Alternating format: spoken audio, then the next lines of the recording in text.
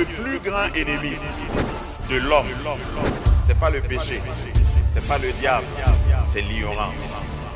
Et pour chasser l'ignorance, il faut que la lumière soit. Église évangélique Grâce Académie. Une église, une vision, un ministère évangélique. Une ambassade du royaume de Dieu, un peuple d'adorateurs, une église sans cloison, une voix prophétique, une vision pour sa génération. Nous prêchons et vivons l'évangile du royaume. Grâce Académie.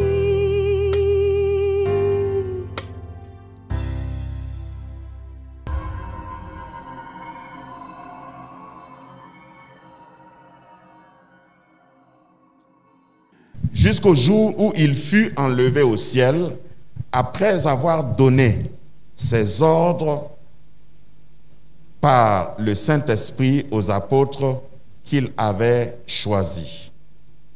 Après qu'il eut souffert, il leur apparut vivant et leur en donnant plusieurs preuves, se montrant à eux pendant 40 jours et parlant des choses qui concernent le royaume de Dieu. Comme il se trouvait avec eux, il leur recommanda de ne pas s'éloigner de Jérusalem, mais d'attendre ce que le Père avait promis. Ce que je vous ai annoncé, leur dit-il. Car Jean a baptisé d'eau, mais vous, dans peu de jours, vous serez baptisés du Saint-Esprit.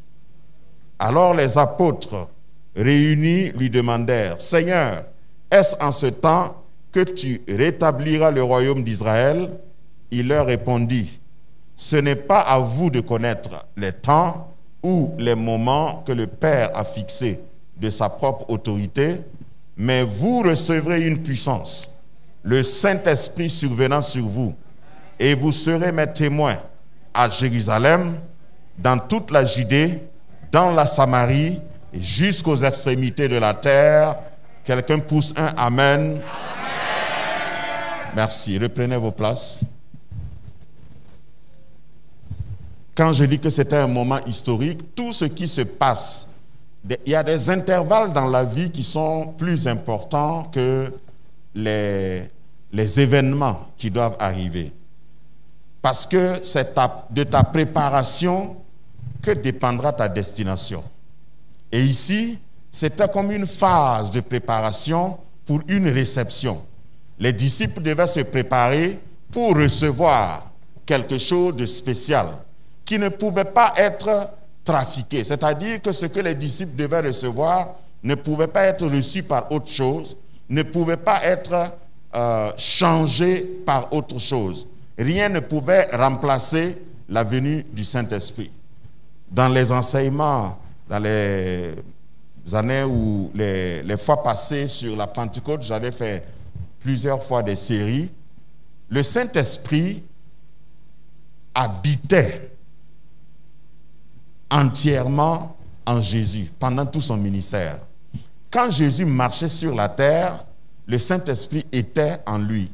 Il avait comme le monopole du Saint-Esprit pendant tout son ministère. Si vous lisez à son baptême, la Bible dit que quand il est sorti de l'eau ou quand il a fini de recevoir son baptême, on dit que le Saint-Esprit est descendu sur lui sous la forme d'une colombe. Mais dis à ton voisin, comme j'aime toujours dire, mais le Saint-Esprit n'est pas un oiseau. Parce qu'il y a des gens qui prennent le symbole pour la chose. Il ne faut pas confondre le symbole. Le symbole, souvent dans la parole de Dieu, c'est ce que les théologiens appellent les termes ou les formes anthropomorphiques pour permettre à l'homme, pour permettre à l'homme, à l'humain, de comprendre. Si la Bible, par exemple dans Hébreux, dit Dieu est un feu dévorant, ça ne veut pas dire que Dieu est une boule de feu. Si la Bible dit que Jésus est le lion de la tribu de Juda, ça ne veut pas dire qu'il est un lion. Donc la forme du Saint-Esprit est un symbole manifeste, tangible, pour que nous puissions comprendre.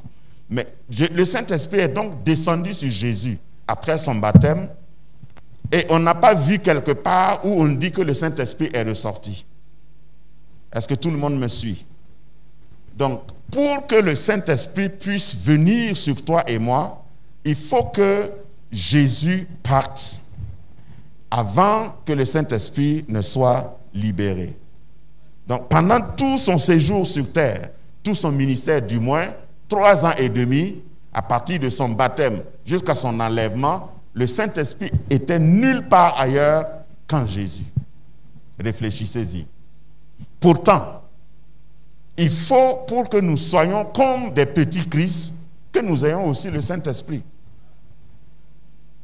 C'est tout le sens de la Pentecôte. Donc Jésus dit, pour que vous ayez la force que j'ai, pour que vous puissiez faire ce que je fais, pour que vous soyez des témoins, restez jusqu'à ce que je parte, parce que le Saint-Esprit a ressuscité. La Bible nous dit que même pour que Jésus ressuscite, c'est le Saint-Esprit qui l'a ressuscité. Donc le Saint-Esprit a suivi Jésus à toutes les étapes, même à sa mort. Et sur la croix, j'ai dit ça plusieurs fois, Jésus s'est laissé mourir. Sinon, quand le Saint-Esprit habite en quelqu'un corporellement, comme Jésus, tu ne peux pas le tuer. Jésus s'est laissé exprès mourir.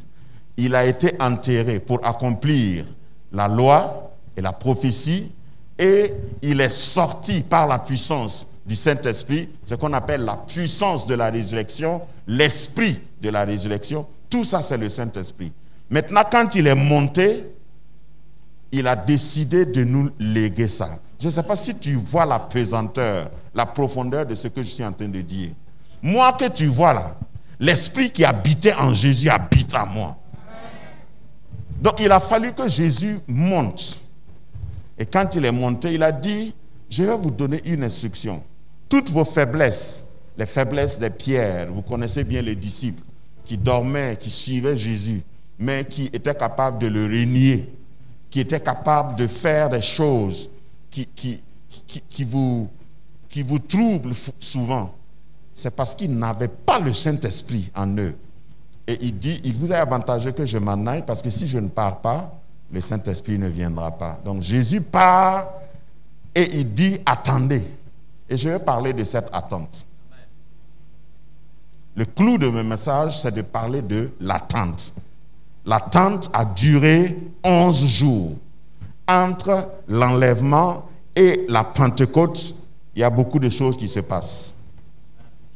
Et c'est ça tout le problème de la vie chrétienne, c'est ça tout le problème du service chrétien. L'attente, dans un sens pour nous, peut durer plus que 11 jours. Notre attente, c'est de maintenant jusqu'à son retour.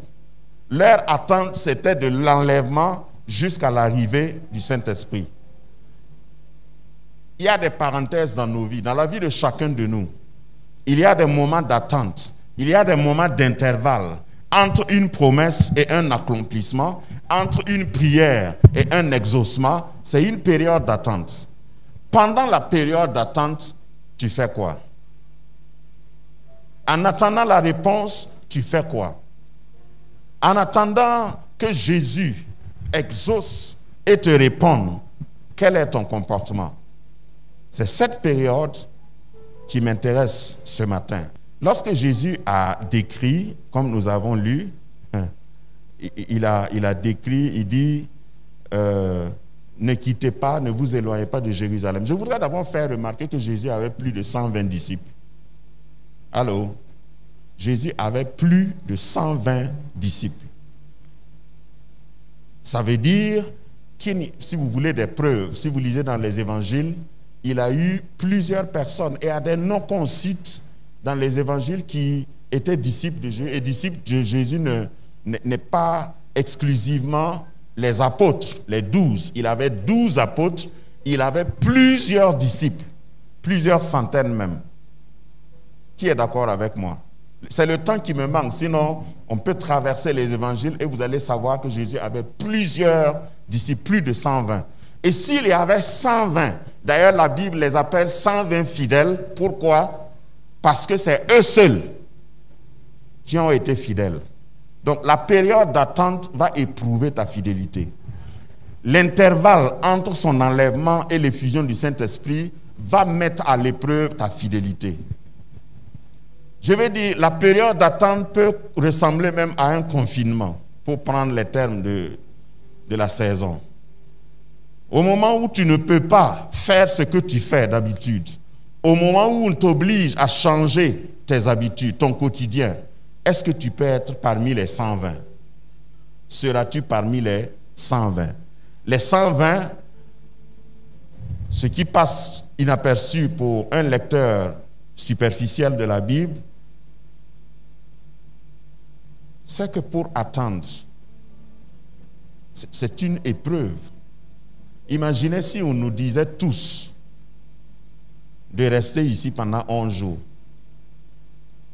de ne pas quitter. Il y en a qui vont changer plusieurs fois de voisin, mais tu es toujours ici. Je te parle de cette période. À un moment donné, il y a des gens qui peuvent être fatigués, qui peuvent regarder dehors, qui peuvent être tentés de sortir, dire je suis fatigué de faire ce qu'on m'a dit de faire. Je suis fatigué d'être fidèle à la tâche. C'est moi qui faisais toujours ça. Ça, c'est la période d'attente. Je vous parle de la période d'attente. Le Saint-Esprit est promis et vient sur ceux qui vont être fidèles depuis son enlèvement pour aller au ciel jusqu'à l'effusion du Saint-Esprit. Quand le Saint-Esprit est venu, le jour de la Pentecôte, parce que je veux rappeler que la Pentecôte, c'était d'abord une fête juive dans l'Ancien Testament. La Pentecôte, c'était la fête des moissons. À la fête des moissons, c'est le jour où, à cette occasion, que les Israélites sont invités de donner leurs prémices, ce qu'ils ont moissonné, tous les fruits de la terre, tous leurs revenus, tout ce qui est première récolte, qu'ils puissent donner au Seigneur. Donc, Pentecôte était la fête des moissons. Et à Jérusalem, le jour de la Pentecôte, la Bible nous décrit qu'il y avait une multitude à Jérusalem. Il y a des gens qui les écoutaient. Si on te disait, toi qui aimes le Seigneur, si on te disait, vous qui êtes chantres, de conduire un culte pendant 11 jours, de diriger la prière pendant 11 jours, si on me disait, et on disait au pasteur Bali, on disait au pasteur Inakem Toré, prêchez pendant 11 jours. Comme on est entre nous, je peux parler, non? Tu sais, il y a certains voisins ici, je ne parle pas de toi, mais de ton voisin. Si on lui dit de prier même pendant 2 minutes, il va finir tout son vocabulaire chrétien. C'est ça l'implication d'attendre 11 jours. Ce qu'on t'a dit de faire, qui est simple. J'ai une fois donné un enseignement ici pour dire que Dieu est dans les routines aussi. Dieu, notre Dieu là, le Dieu de la Bible, est dans les routines. Parce qu'il y a des gens qui, à un moment donné, ils disent « Oh, je suis fatigué de faire ça tout le temps. » Vous savez que ce qu'on fait pour le Seigneur là, c'est souvent des répétitions. Et c'est dans la fidélité, dans la répétition, qu'on voit la fidélité de quelqu'un. Tu fais ça encore et encore. Chaque dimanche, c'est toi qui es là. Chaque fois, c'est toi qui es là. Tu répètes la même chose. Tu fais les mêmes gestes. Mais est-ce que tu le fais fidèlement? C'est parce que c'est des répétitions. Notre engagement avec le Seigneur consiste souvent à faire des répétitions que certains d'entre nous sont devenus des religieux. De son enlèvement à l'effusion du Saint-Esprit, est-ce que tu peux rester fidèle? Il dit, restez à Jérusalem, ne quittez pas Jérusalem. Il dit même, ne vous éloignez pas de Jérusalem. Vous savez que j'aime imaginer. Vous ne pouvez, parce qu'il y avait des femmes, hein, il y avait des femmes qui attendaient. Parmi les 120, si vous lisez plus loin, vous allez voir à l'effusion. Il y avait même sa mère. La mère de Jésus avait besoin du Saint-Esprit. Dis-moi amen. Jésus, les images me sautent à la tête. Jésus a été porté par une femme. Donc Jésus était en lui, en elle plutôt. Et Jésus est sorti d'elle. Elle était une femme simple. Une femme bien heureuse, oui, mais simple. Simple dans le sens qu'elle ne pouvait rien faire sans le Saint-Esprit. Donc elle aussi, le Saint qui a porté Jésus de Nazareth avait besoin d'être rempli à nouveau par le Saint-Esprit. Toi, tu es qui pour dire que tu n'as pas besoin du Saint-Esprit? Donc Marie était là et je peux imaginer, c'est mon imagination, qu'il y avait des femmes qui allaitaient parmi les 120 avec des bébés. Et on leur dit, restez ensemble pendant 11 jours. Et je voudrais te poser la question, est-ce que pendant les 11 jours qui constituent ton attente, l'épreuve de ta fidélité, dans ton appel, dans ton ministère, est-ce que tu restes ferme pour attendre? L'attente peut durer plus que 11 jours pour nous. Faire la même chose. S'arrêter peut-être dormir, mais on dormait ensemble. Parce que quand vous êtes obligé de rester ensemble, vous pouvez dire, moi, je n'aime pas être en public. Si c'est 1 heure, ça va. Mais je n'aime pas la présence des gens comme ça. Si on nous disait de rester ici jusqu'à 17 heures même, il y en a qui vont s'énerver pour rien du tout. Le visage de quelqu'un va commencer à t'énerver. Je suis en train de parler de la position de chacun de nous vis-à-vis de notre appel. Nous avons un appel. Nous avons un ministère personnel. Tout le monde, chacun ici, à un moment donné, tu peux commencer à te plaindre de quelqu'un. Parce qu'une réalité dans la foi, dans la marche avec Dieu, est que Dieu nous appelle tous individuellement, mais une fois que tu es appelé, tu dois travailler avec les autres. Allô? D'ailleurs, dis à ton voisin que tu m'aimes ou pas, je ne vais pas quitter. Voilà. On est ensemble. Le temps d'attente là, c'est ensemble qu'on attend. Et pendant que tu attends, il y a des choses, il y a des distractions, il y a des choses qui peuvent te déranger, il y a des choses qui peuvent te pousser à refroidir ou à sortir. Beaucoup de distractions, eux-mêmes ils étaient distraits. Regardez au verset 7, c'est ça? Non, au verset 6. Jésus leur dit d'attendre, l'Esprit va venir. Et ils ont compris quoi? Au verset 6, il dit, donc c'est en ce moment que tu vas nous libérer des Romains. Au fait, c'est ça le contexte. Nous pouvons tous avoir des préoccupations ici. Pendant le temps d'attente, il y a des gens, lorsque Jésus va dire, attendez, attends patiemment l'exaucement, attends, fais fidèlement ce que je te dis de faire et je vais t'exaucer. Parce que toutes les promesses de Dieu sont conditionnées. Sois fidèle jusqu'à la fin et tu auras la victoire. Tu seras récompensé. Il y a quelqu'un qui va lever la main et puis dire, Seigneur, donc c'est quand je vais finir d'attendre là que tu vas me donner mon mariage. Seigneur, c'est en ce temps-là que tu vas me donner ma maison. Seigneur, c'est quand je vais être fidèle jusqu'à 11 jours là que tu vas me donner mon enfant. Nous pouvons être distraits par autre chose. Le Seigneur a dit précisément la puissance d'en haut, le Saint-Esprit. Parce que Jean vous a baptisé d'eau. Moi, je vais vous baptiser du Saint-Esprit. Si tu sais que l'effusion, la réception, le baptême du Saint-Esprit est important, il faut que tu sois fidèle. Il faut que tu ne te laisses pas distraire. Pour me résumer, de son enlèvement jusqu'à l'effusion de son esprit, il y a beaucoup de tentations, il y a beaucoup de découragements qui peuvent arriver, il y a beaucoup de distractions. peut-être que vous n'allez pas comprendre ma philosophie, mais je suis à un niveau où je suis déterminé que rien ne va plus me choquer.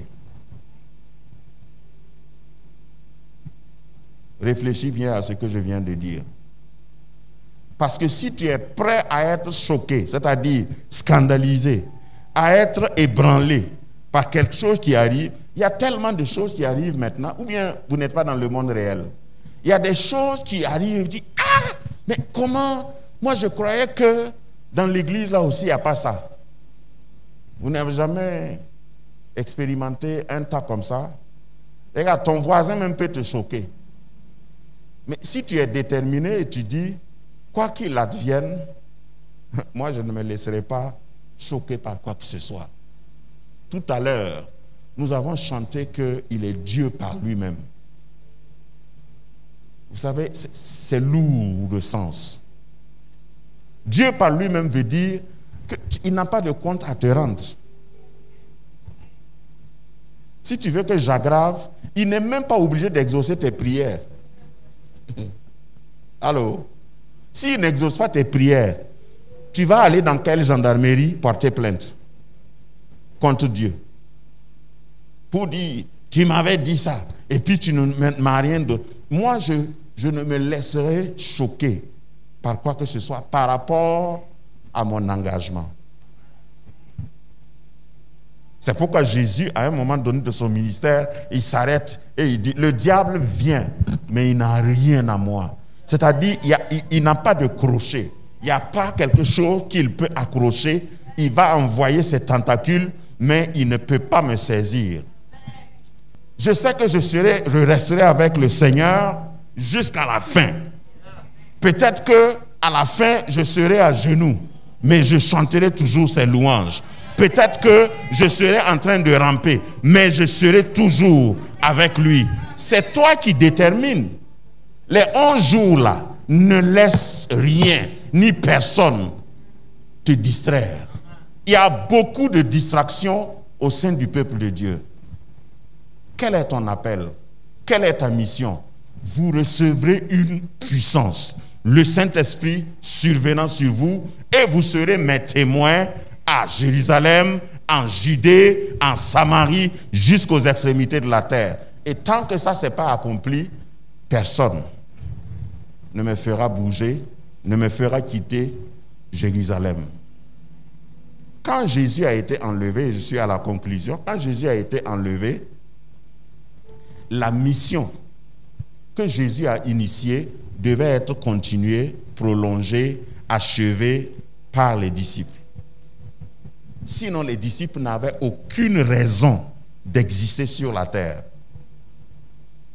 T'es-tu déjà posé la question, pourquoi Jésus fait 3 ans et demi avec ses 12 gaillards, et puis il y a un qui a raccroché, Judas est parti. Pourquoi à son enlèvement, ils ne disent pas, vous qui avez été fidèles avec moi, à 3, nous serons enlevés. 1, 2. Je sais qu'il y en a qui allaient lever la main pour dire, et mon mariage?